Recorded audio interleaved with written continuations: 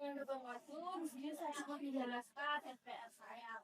Yang pertama itu komponen. Nah, komponennya itu layanan dasar, bidang layanan itu belajar, dan hasil asesmennya itu asesmen yang digunakan adalah KPPG.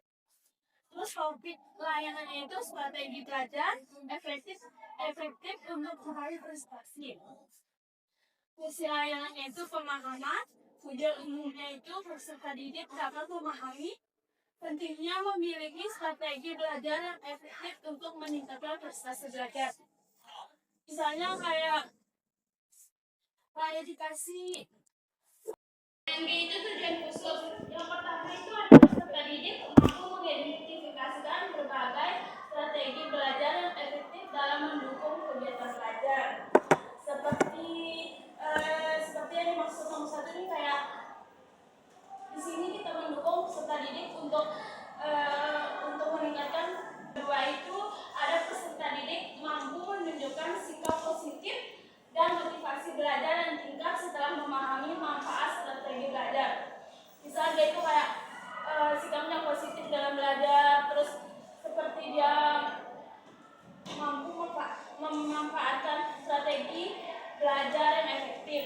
Terus yang ketiga itu peserta didik mampu menerapkan minimal 2 strategi belajar efektif dalam kegiatan belajar sehari-hari.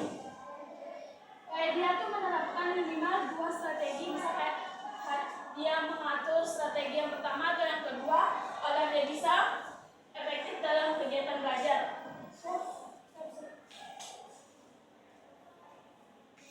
Nah itu SKKPD-nya itu sosial. Nah mengenal berbagai gaya dan strategi belajar yang membantu meningkatkan hasil belajar. Seperti dia membantu meningkatkan hasil belajar dan dia giat lebih belajar.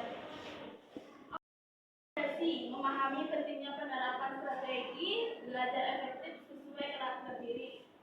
Tindakannya itu menerapkan strategi belajar yang sesuai untuk mencapai hasil belajar yang optimal.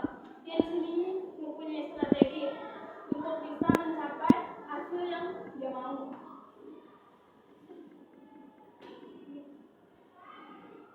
Itu ada materi layanan. Yang pertama pengertian belajar efektif. Nanti kita akan jelaskan gimana cara kita belajar efektif. Yang kedua jenis gaya belajar seperti visual, auditorial, atau kinestetik. Yang ketiga strategi belajar efektif seperti sering membaca, membuat rangkuman, atau yang keempat itu manajemen waktu belajar. Nah kita nanti akan suruh mereka membuat waktu yang tepat dalam belajar. Nah waktunya itu 1x40.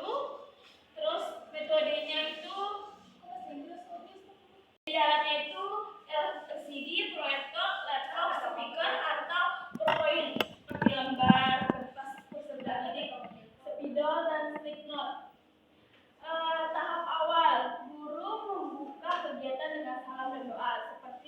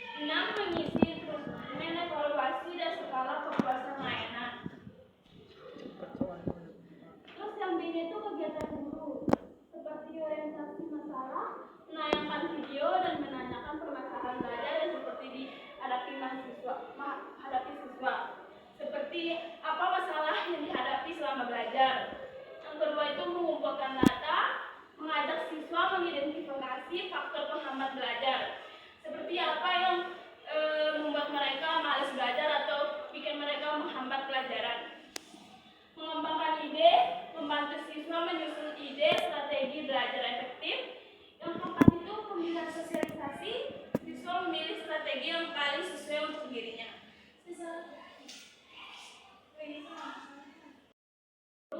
BK memberikan contoh penerapan strategi belajar efektif dan refleksi.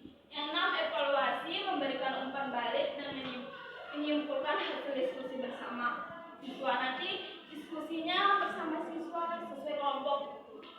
Terus tahap penutup, guru PKI mengajak peserta didik untuk menyimpulkan materi layanan yang sudah dibahas. Nanti disimpulkan yang sudah dijelasin. Terus yang kedua, guru BK merefleksi layanan dan memberikan penguatan serta rencana tindak lanjut. Yang ketiga, guru BK meminta peserta didik mengembalikan kembali lembaran seperti instrumen evaluasi, instrumen layanan bimbingan klasikal, skala kepuasan layanan yang sudah dikerjakan oleh peserta didik. Yang keempat itu guru BK menyampaikan layanan yang akan datang. Dan yang kelima itu guru BK akan menutup kegiatan dengan berdoa dan memberikan salam. Seperti berdoa sebelum mengakhiri kegiatan ini dan salam. Mereka melakukan evaluasi dengan memperhatikan proses yang terjadi. Yang pertama itu guru BK merefleksi kegiatan layanan. Yang kedua, sikap peserta didik dalam mengikuti kegiatan layanan. Seperti ada yang semangat atau kurang semangat ketika mengikuti kegiatan. Yang ketiga, cara peserta didik menyampaikan pendapat atau bertanya, seperti sesuai dengan topik atau kurang dengan sesuai topik. Yang keempat itu cara peserta didik memberikan penjelasan terhadap pertanyaan guru BK, seperti mudah dipahami atau tidak mudah atau sulit dipahami.